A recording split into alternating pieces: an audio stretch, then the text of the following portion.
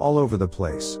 From the popular culture to the propaganda system, there is constant pressure to make people feel that they are helpless, that the only role they can have is to ratify decisions and to consume.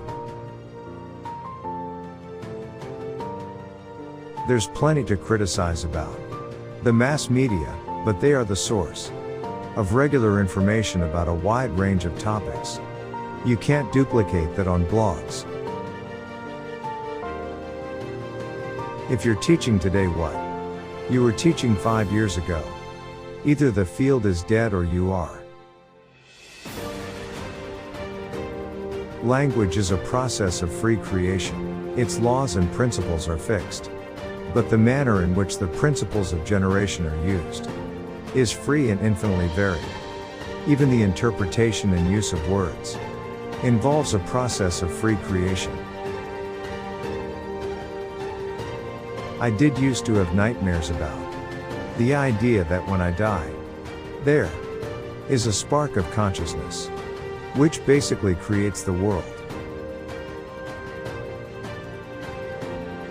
Is the world going to disappear if this spark of consciousness disappears? And how do I know it won't? How do I know there's anything there except what I'm conscious of? As a Zionist youth leader in the 1940s, I was among those who called for a binational state in mandatory Palestine. When a Jewish state was declared, I felt that it should have the rights of other states, no more, no less. Everybody's worried about stopping terrorism. Well, there's a really easy way. Stop participating in it. There are very few people who are going to look into the mirror and say, that person I see is a savage monster. Instead, they make up some construction that justifies what they do. The intellectual tradition is one of servility to power, and if I didn't betray it, I'd be ashamed of myself. The United States is unusual among the industrial democracies in the rigidity of the system of ideological control. Indoctrination, we might say, exercised through the mass media. The more you can increase fear of drugs and crime, welfare mothers, immigrants and aliens, the more you control all the people. The theory of that genetic component, whatever it turns out to be, is what is called universal grammar. The United States was seriously defeated in Iraq by Iraqi nationalism, mostly by nonviolent resistance. The United States could kill the insurgents, but they couldn't deal with 500,000 people demonstrating in the streets. Some of the most moving experiences I've had are just in black churches in the South, during the civil rights movement, where people were getting beaten, killed, really struggling for the most elementary rights.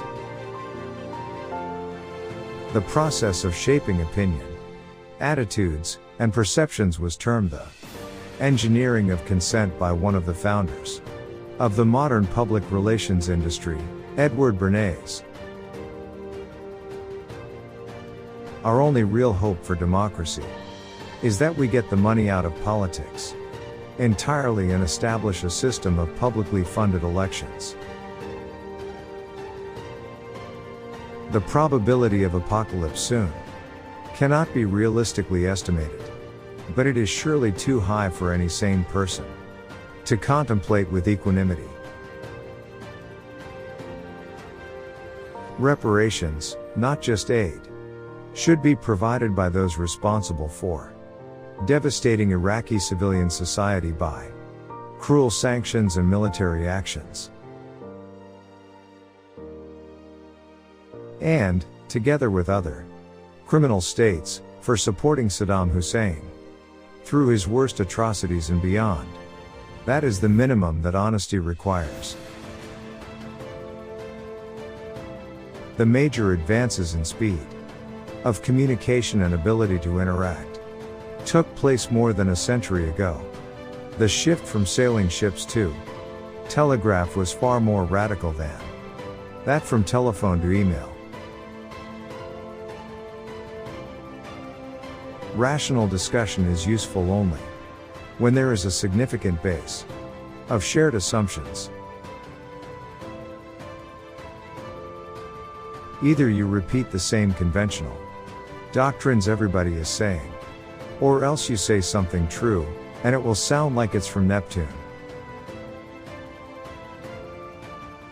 Under the worst conditions, horrendous conditions, people still, fight for their rights and don't just succumb. Education must provide the opportunities for self-fulfillment. It can at best provide a rich and challenging environment for the individual to explore, in his own way. Anyone can be a moral individual, concerned with human rights and problems, but only a college professor,